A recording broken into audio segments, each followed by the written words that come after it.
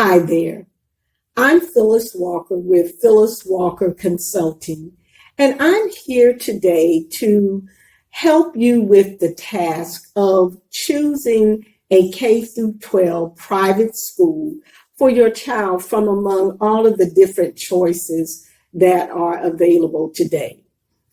I've actually created a tool that I think will be useful in helping you narrow down the choices that you have, and this so that you don't have to visit or fully investigate so many different schools. This will help you narrow down your choices so that you can concentrate on just a few schools that you would like to fully investigate. And this tool can be found on my website at phylliswalkerconsulting.com. So the first step on the tool is to identify those schools that have been accredited.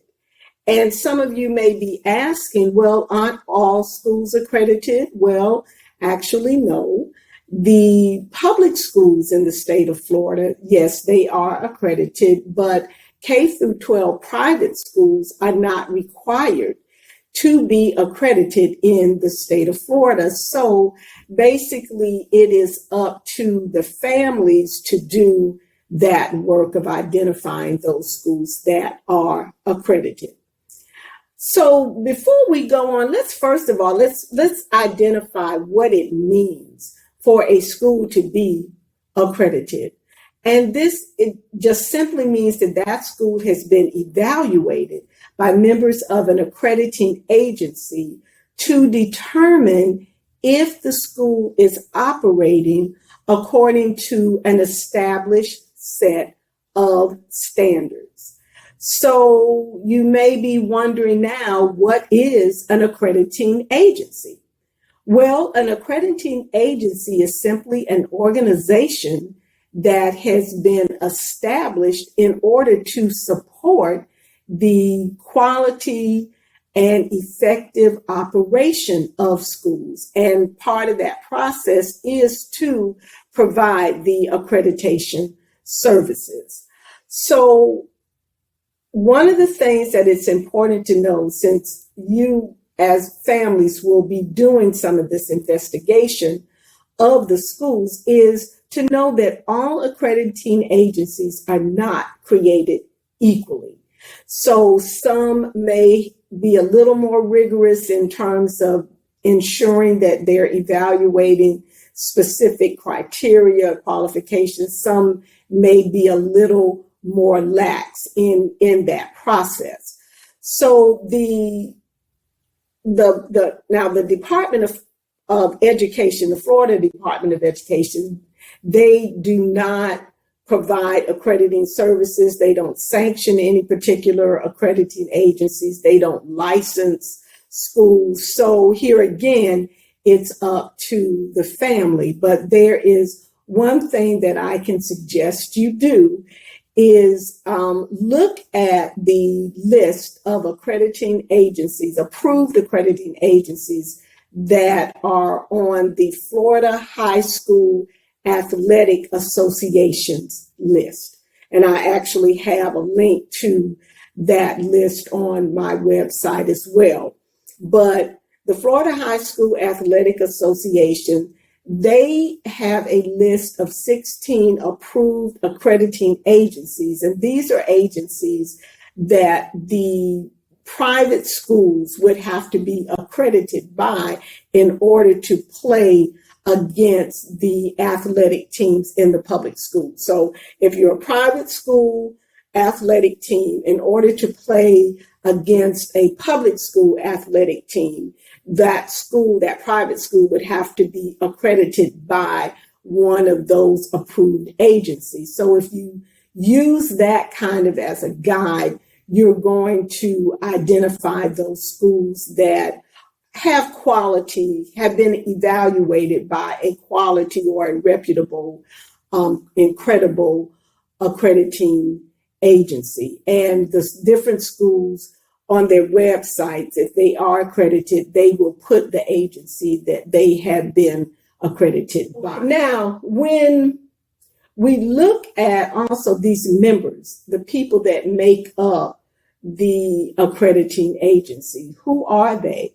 Well, these are faculty, staff, and administrators of the actual, who are representatives of the actual schools that the accrediting agency they are accredited by these accrediting agencies themselves. So they're colleagues.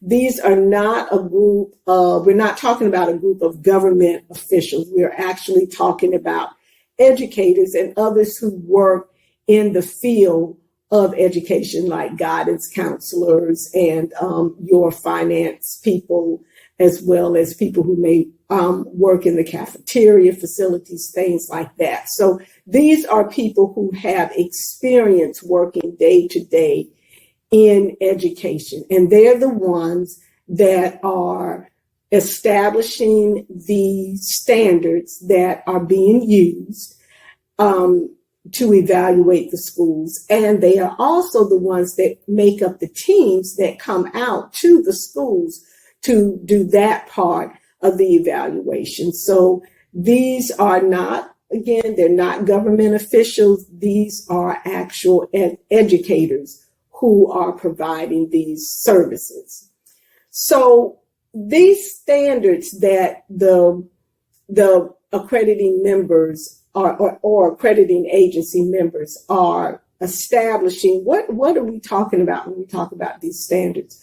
Well, these are simply specific criteria that the members of the accrediting agency have determined to be necessary in order for a school to function have a quality and effective operational system for the school. It's based on best practice research and literature reviews, things like that. It's not just something that they pull out of the air, but it is research-based as well as their day-to-day experiences that they've had. So these specific criteria, these are the things that when they are evaluating the school, they are checking to see if they are in place.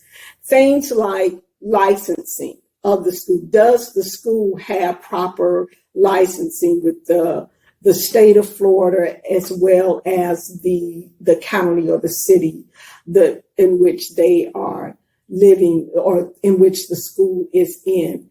They also look at the credentials of the teachers as well as the administrators to determine whether they meet certain qualifications, and they also have criteria that relates to the professional development of the teachers and the administrators. Is there some type of ongoing or continuing educational process in place? There are criteria or standards that relate to making sure there's a written mission statement or purpose statement, as well as educational objectives or educational goals. What are the things that a parent can expect their child to know after going through the academic program at this particular school? And then they look at those written statements to see if the curriculum or the courses that the students are taking line up with the actual goals and the mission statement. Not only the things that the courses that they're taking in the classroom, but the activities that students are involved in outside of the classroom. Is everything working together? Is it consistent or aligned with the actual mission and purpose of the school and the educational goals of the school? There are standards that relate to business operations. How do they operate day to day in terms of budgeting the money and what the money is going to, and how do they keep track of the finances? There's something called general acceptable accounting practices. So they want to know, is the school actually operating according to these types of practices? Are there things or procedures in place to ensure that faculty and staff that are being hired have background checks before they actually go into the classroom with the children? There are standards that relate to transportation, something you may not even think about, but the students or the adults that would be driving students back and forth on field trips or various sporting events, if there's an athletic team, etc. We want to make sure that those drivers are properly credentialed. They have to have more than just a regular driver's license. There's other type of training that's involved when you are transporting larger groups, especially larger groups of children. They check to make sure the school has proper insurance, and the vehicles that they are using have to meet certain standards.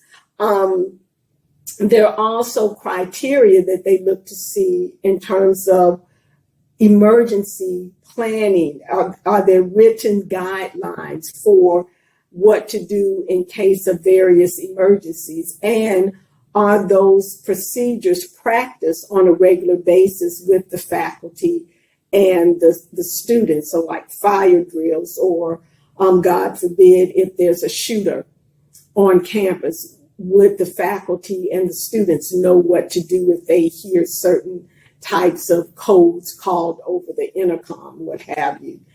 And there are also criteria related to the school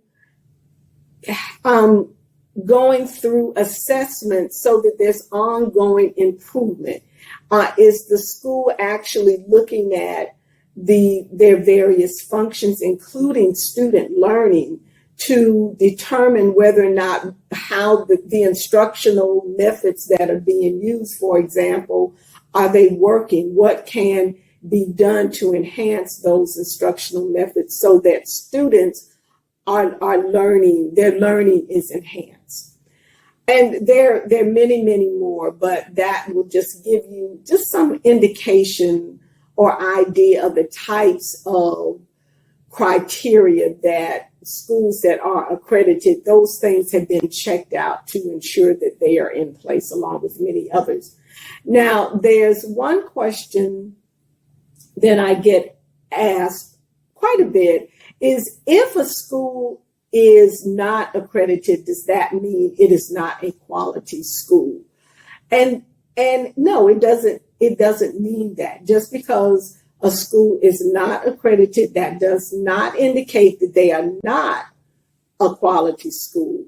However, I would encourage you to ask the administration of the school why they are not accredited, or if they plan to be accredited. Many schools, especially new schools, they usually have to wait 3 to 5 years and be in operation 3 to 5 years before an accrediting agency will take them through that process, because they want to make sure that the school is stable in terms of its operation.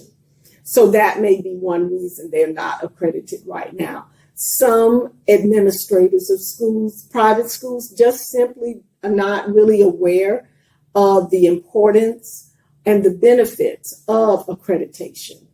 And some have some misconceptions about what the accreditation process is and what the implications of that process is. So I do actually have some other materials, some videos on my website that go a little more into the benefits of accreditation, as well as some of the misconceptions about accreditation. And I would encourage you to visit my website at phylliswalkerconsulting.com to get even more information about the accreditation process.